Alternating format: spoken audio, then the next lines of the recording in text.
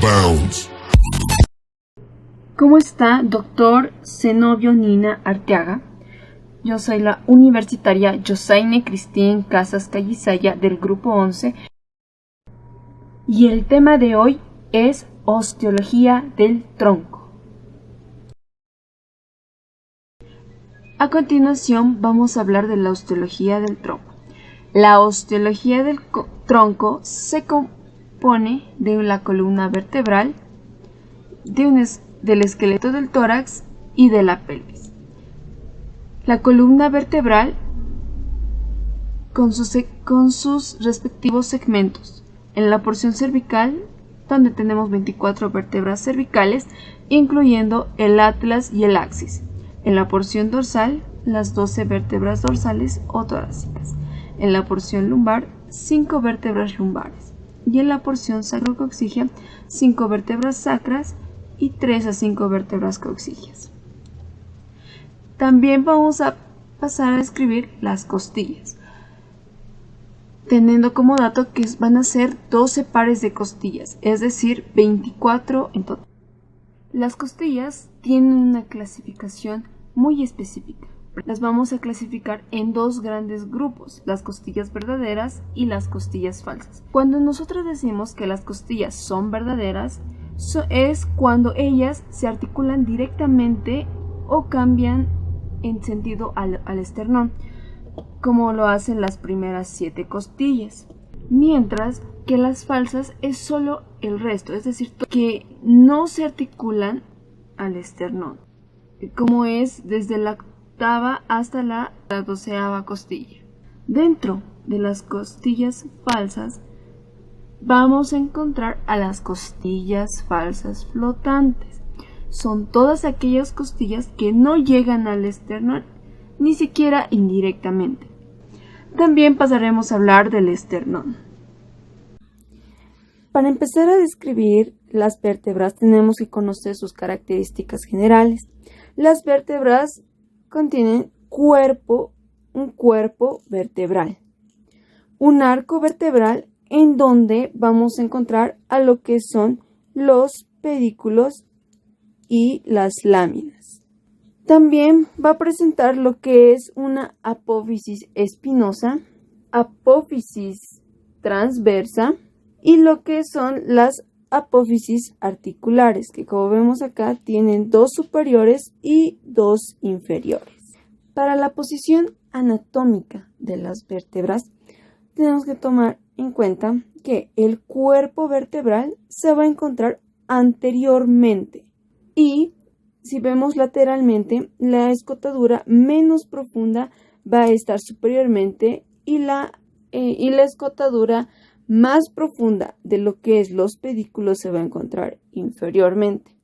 Y estas superficies articulares en las cervicales y en las torácicas van a mirar superiormente y posteriormente, anteriormente, posterior, superior, inferior.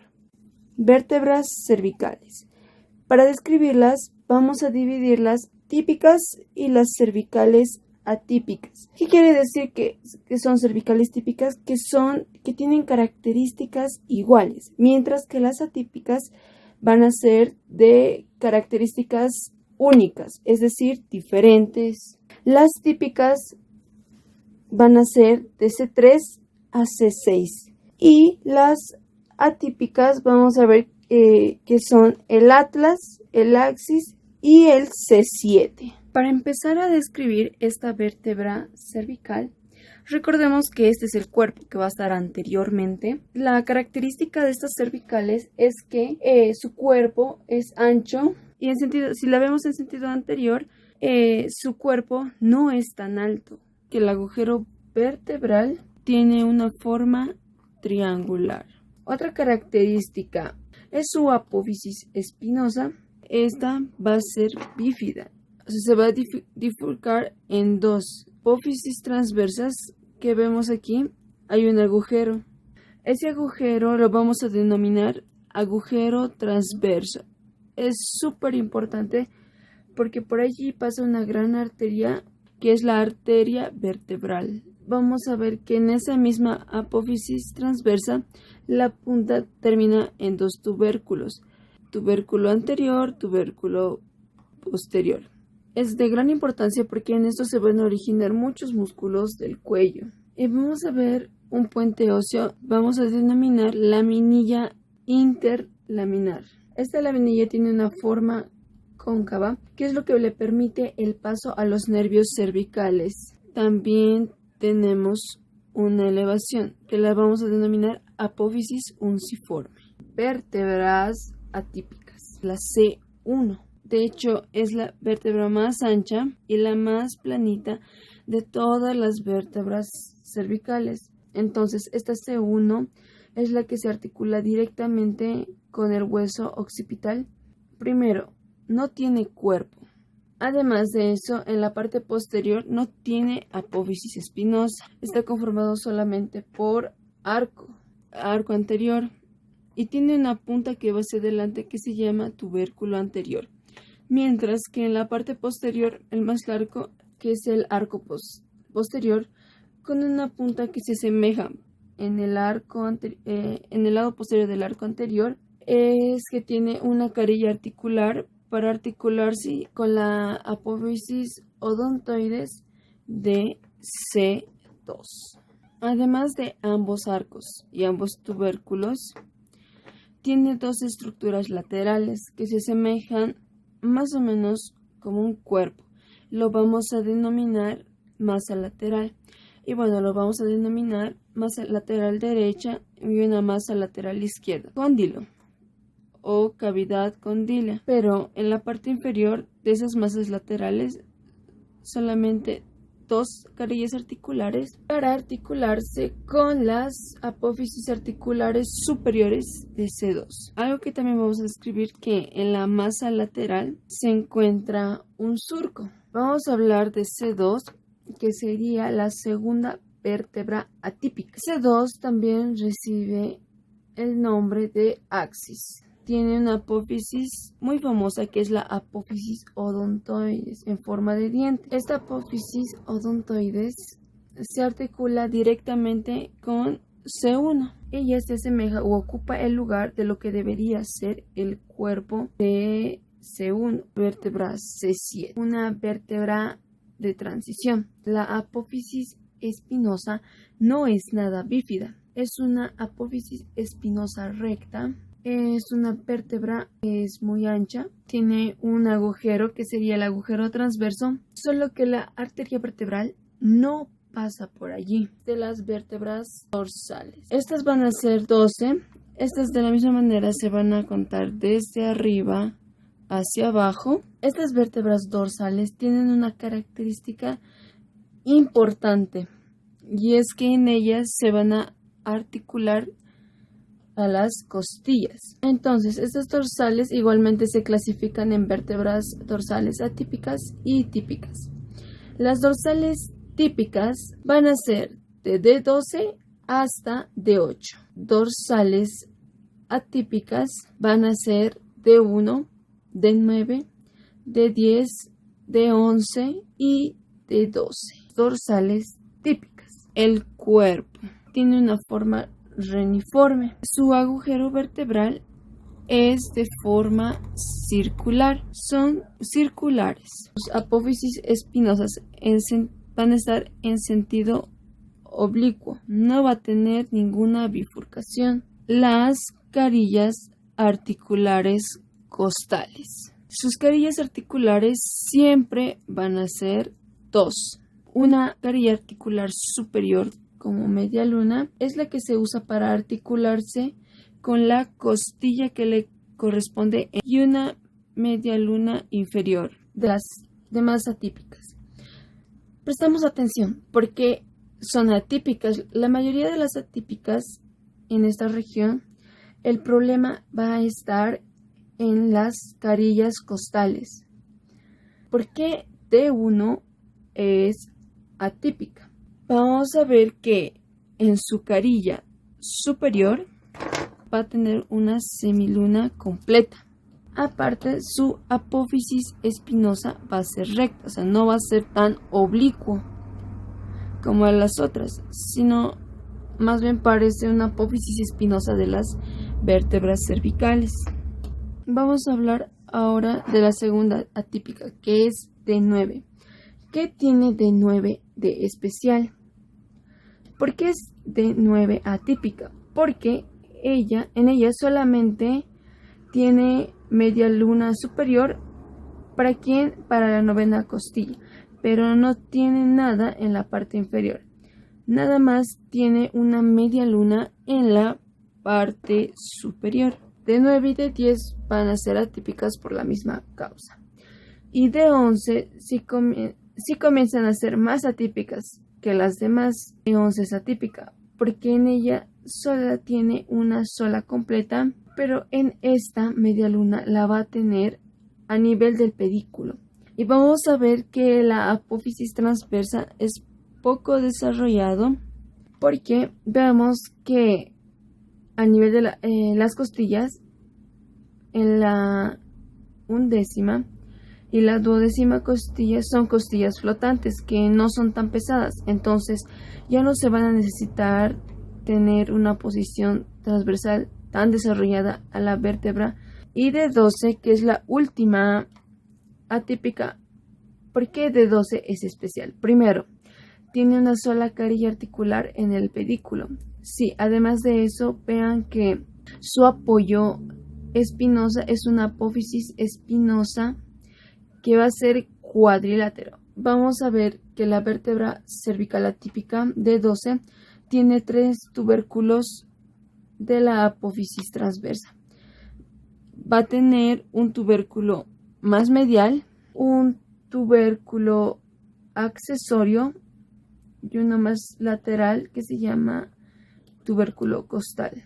Ok, vamos a pasar a describir las vértebras lumbares. Estas vértebras lumbares van a ser 5 y son las que terminan de ser las vértebras presacras. L5 es la que se va a articular con el hueso sacro. Entonces, estas vértebras lumbares se caracterizan porque son muy robustas, son muy altas, porque el peso que tienen que soportar en ellas es mucho mayor que sus predecesoras. Se clasifica en típicas y atípicas. Las vértebras cervicales típicas van a ser las primeras 4, mientras que L5 es atípica. ¿Qué característica tiene el cuerpo? Es parecido a las vértebras dorsales en forma de riñón. El agujero vertebral va a ser de forma triangular. Además de eso, vemos a la apófisis espinosa cuadriláteras y tienen forma de hacha. Y otra cosa muy característica son las apófisis articulares.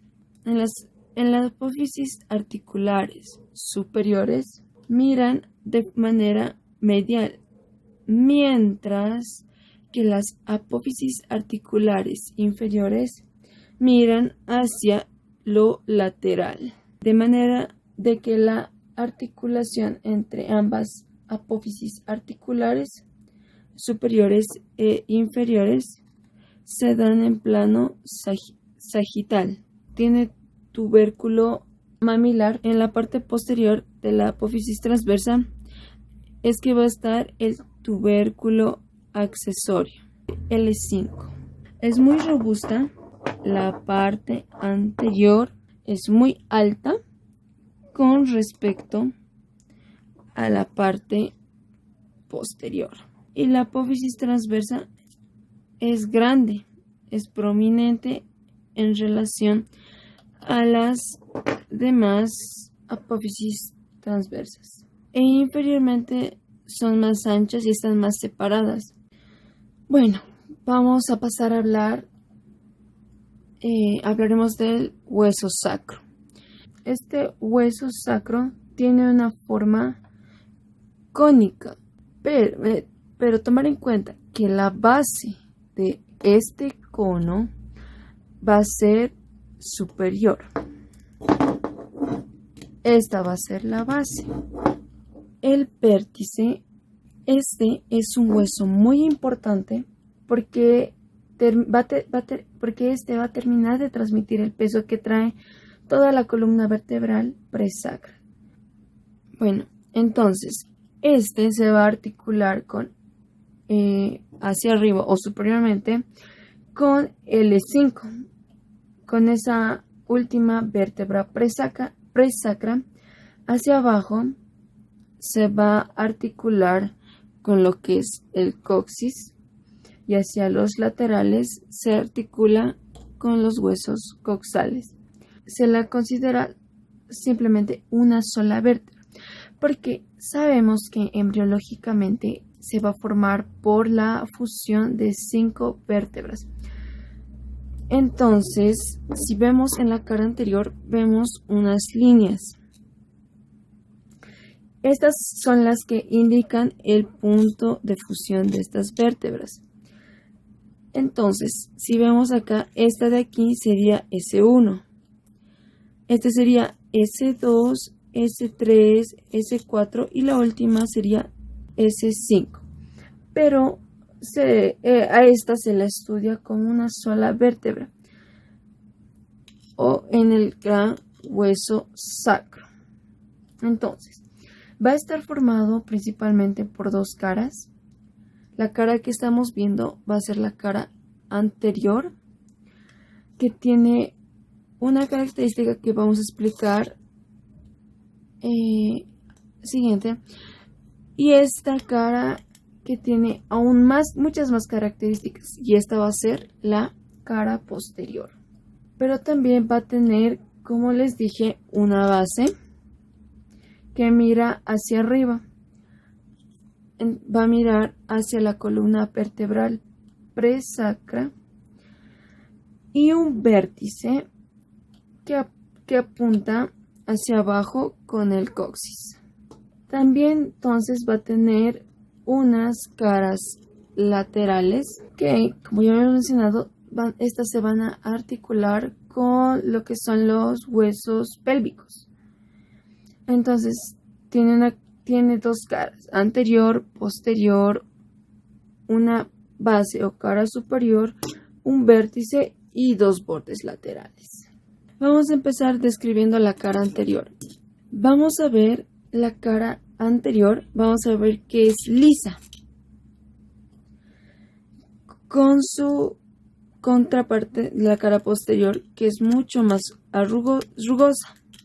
Esta cara anterior, que llamamos cara pélvica, porque va a ser esta cara la que va a mirar hacia la pelvis.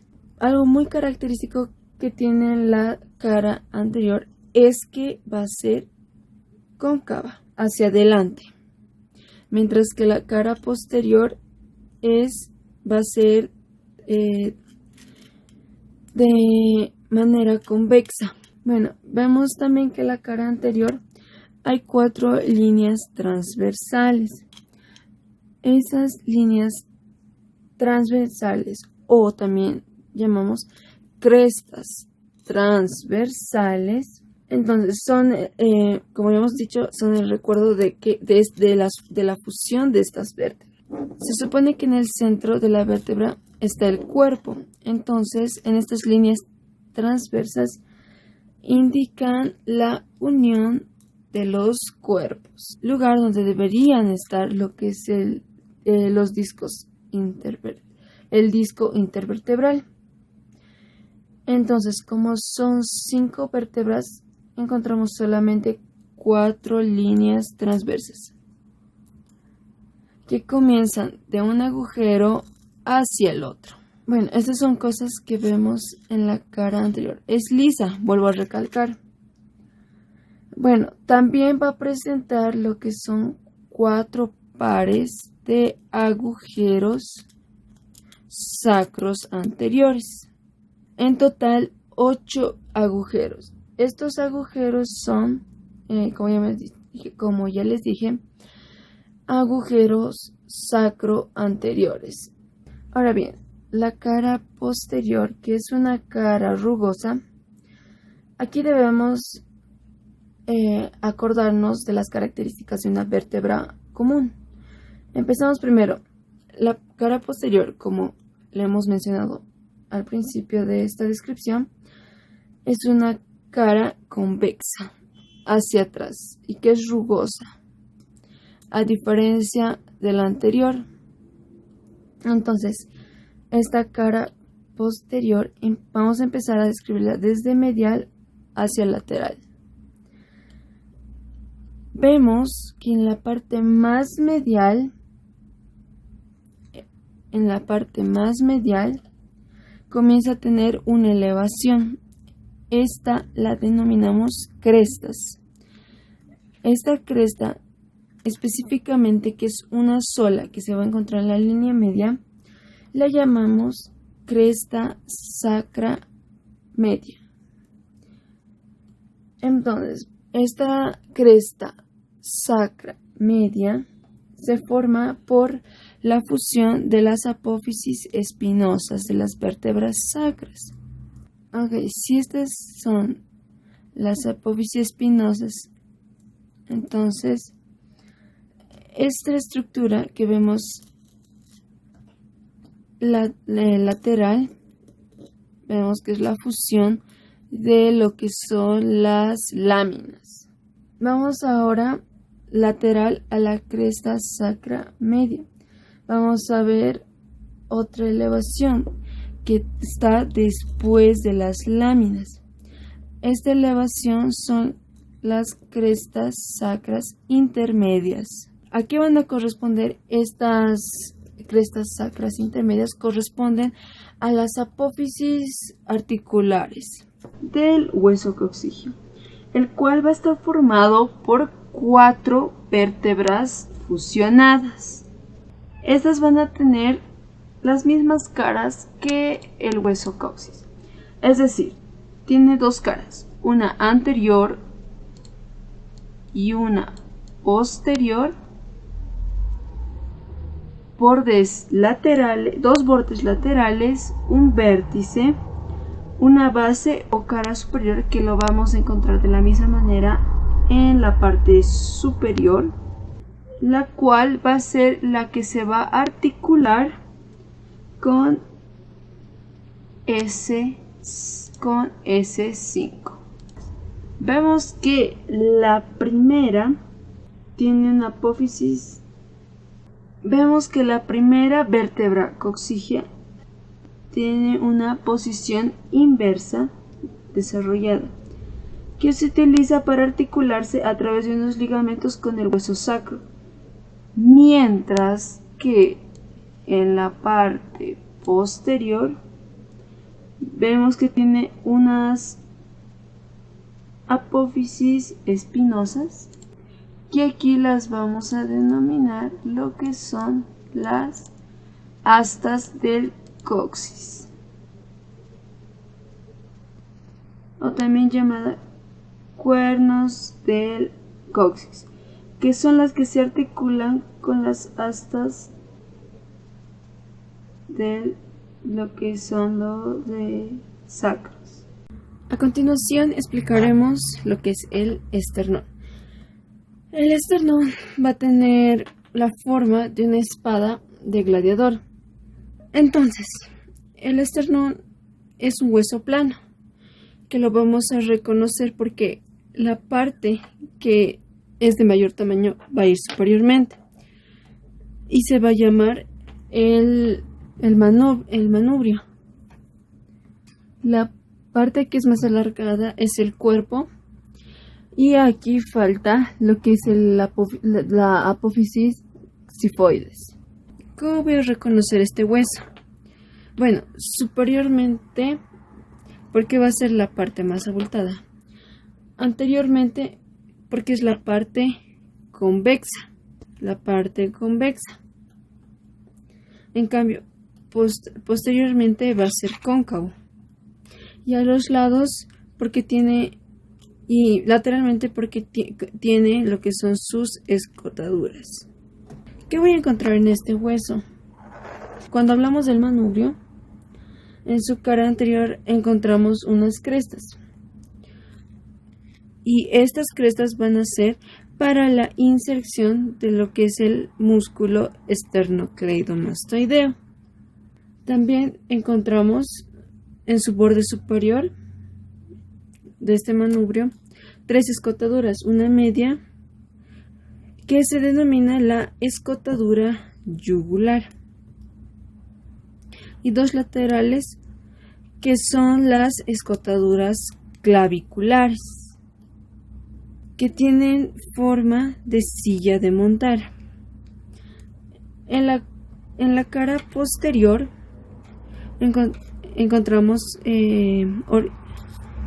agujeros vasculares y a los lados las carillas costales. Para lo que son los cartílagos costales.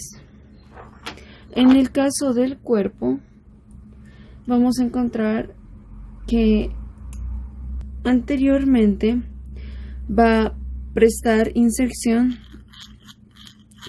al músculo pectoral mayor.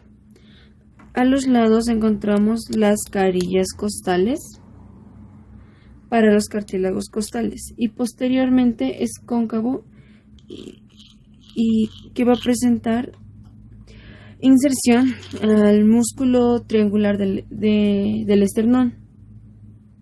También vamos a ver que en el lugar donde se unen los 2 huesos se va a formar, vamos a ver que se va a formar lo que es el ángulo de Lewis, que es muy importante porque es el que va a separar al mediastino. Vamos a empezar hablando de las costillas atípicas. Estas incluyen a la primera, segunda y de la 10ª a la 12ª costilla. En primer lugar tenemos a la primera costilla. Esta es la más pequeña, delgada y curva de las costillas verdaderas. En su cabeza solamente vamos a encontrar a una cara articular, la cual le va a permitir unirse a la primera vértebra torácica. Y posteriormente podemos observar 2 surcos por donde van a pasar los vasos subclavios, los cuales están separados por una cresta. También podemos observar un tubérculo que le va a servir como punto de inserción al músculo escaleno anterior. La segunda costilla, como podemos observar, es mucho menos curva que la primera. La diferencia de esta, en la cabeza va a poseer caras articulares que le van a permitir su unión a su vértebra correspondiente. Además, también posee un tubérculo que le va a permitir inserción a los músculos serrato anterior. Las costillas de la 10ª a la 12ª poseen solamente una carilla articular, al igual que la primera costilla, y las últimas 2 no poseen ni tubérculo ni cuello. En cuanto a las costillas típicas, todas poseen una cabeza con 2 carillas articulares separadas por una cresta.